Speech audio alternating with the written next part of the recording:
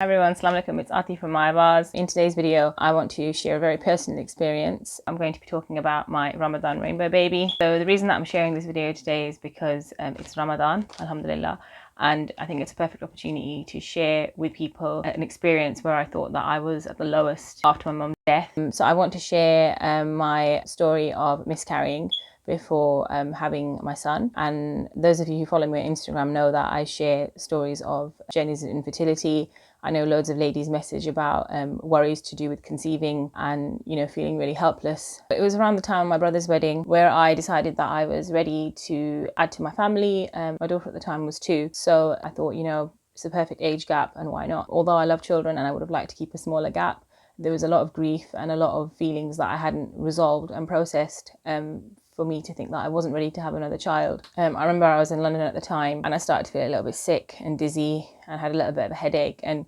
usually these are negative feelings, but I was feeling quite hopeful and quite excited that, actually, I have not felt this in 2 years, because the last time I felt this was when I was expecting my daughter. So I remember taking a test and it was positive and I was really happy, and I thought, you know what, I'm going to tell my husband when he arrives. But unfortunately I didn't get to that. So I went to the toilet and there was blood, and I started to get really panicky and really upset, and it upset me even more that you get those apps where you can put in the due date of your child. The due date was actually obviously it was probably an estimate, but it came up with the same date that my mum had passed away, and I thought this baby is going to help me move on and get over my grief. But anyway, that didn't happen, so I was really distraught. And then I thought, when am I going to see those 2 lines again? How long is it going to take? It could take months, it could take a year.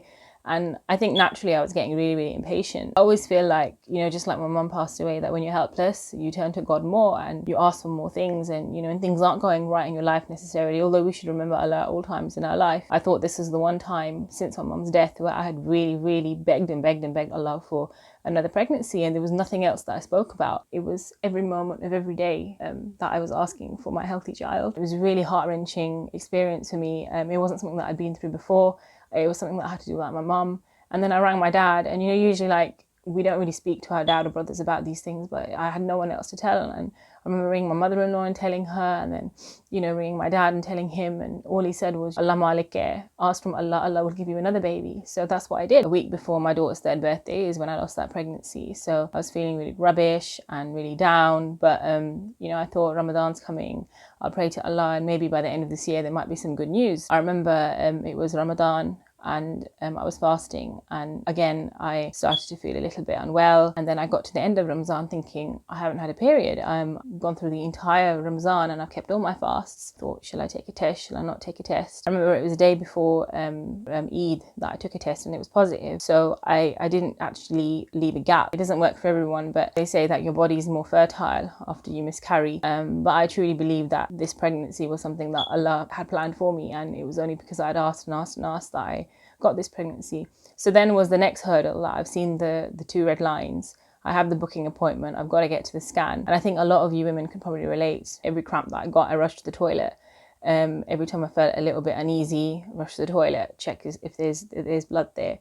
That same fear again and again and again, and then going to the scans and thinking, is there going to be a heartbeat? I'm not feeling enough movements, the movements aren't regular enough, really getting myself worked up into a frenzy. But along the way I realized that in that year, there's, other than when my mum passed away, there's no other year that I was asking for something from Allah as much as this, and I really wanted a healthy baby. I sit here today 3 years after my mum's death, and I never thought there'd come a day where I could say my mum's name or think of my mum without crying, but here I am, and that's something that I asked God for.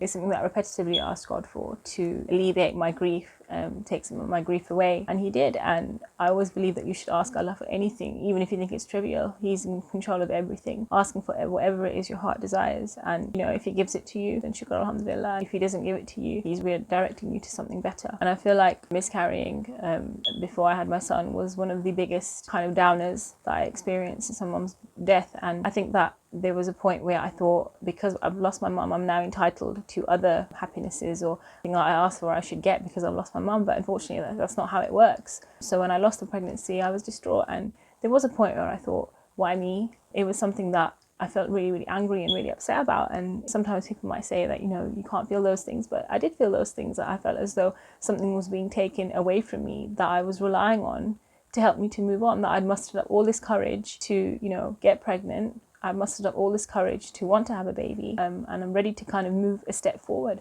But I felt like I was pulled a step back. And I think that even if someone hasn't been through grief or another test in their life, I think that the feeling of miscarrying is the same. We do ask why it's happened. And there was a point where I was asking, well, what was the point of giving me the baby if you were going to take it away? Sometimes I felt like, you know, I genuinely did something really, really wrong, or that I upset Allah subhanahu wa ta'ala or something. And there were all sorts of thoughts racing through my head. They say that there's certain times in a day that you can pray and your prayer is accepted. So I think they say it's just before Maghrib on a Friday. I even set reminders on my phone, making sure that I was home at that time, or if I wasn't home, making sure that I was making dua at that time, that I really want this pregnancy, I don't want to lose it again, I want a healthy baby, I want a healthy baby again and again and again. Like, every time I opened my roza, I prayed for a healthy baby. And then I remember what was really powerful, and this is something that I probably don't do enough, is that I was waking up randomly in the middle of the night, and it was a repetition of when my mum passed away. And obviously I thought it was because I was quite restless and upset, that this is why I'm continually waking up throughout the night. But then I listened to a really powerful lecture, and the scholar was saying that, you know, sometimes some people can't make tahajjud prayer,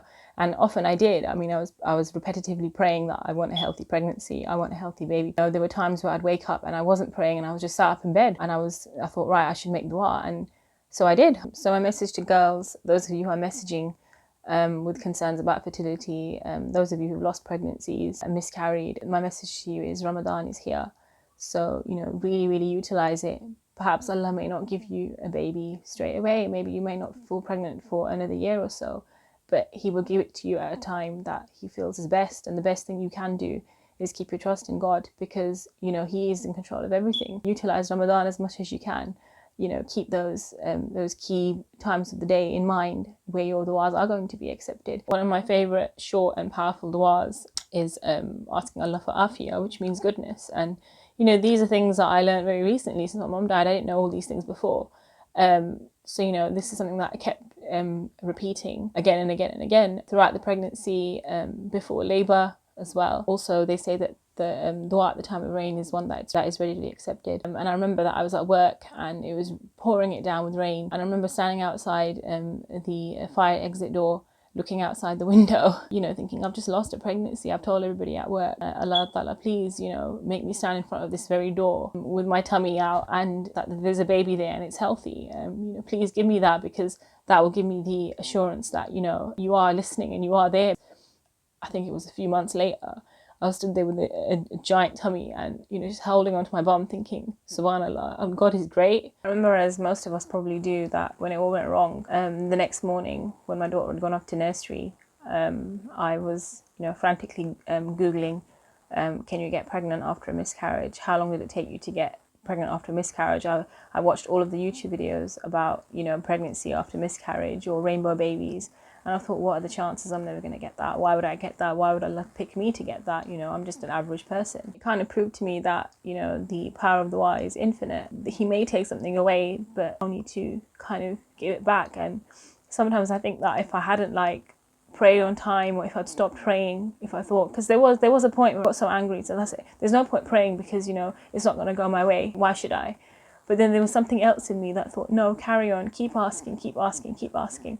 And so that's what I did. I think I must have made dua at least 100 times a day without exaggerating, you know, like over and over and over again throughout Ramadan. And, you know, whether it was my dua that got accepted or somebody else's, we don't know. Anyway, I hope this video benefited you in some way. I hope that you get whatever it is that you wish for, and I hope that Allah gives you what is best for you this Ramadan.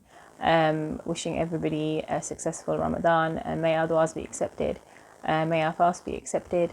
For those women who are pregnant, I hope that you hold a healthy baby in your arms soon. For those wishing and hoping for a healthy baby, I hope that Allah subhanahu wa ta'ala gives you the good news, and that you see those 2 lines that you've been waiting so long for. Inshallah. Take care, and I will see you at the next video. Okay, Allah Hafiz. Bye.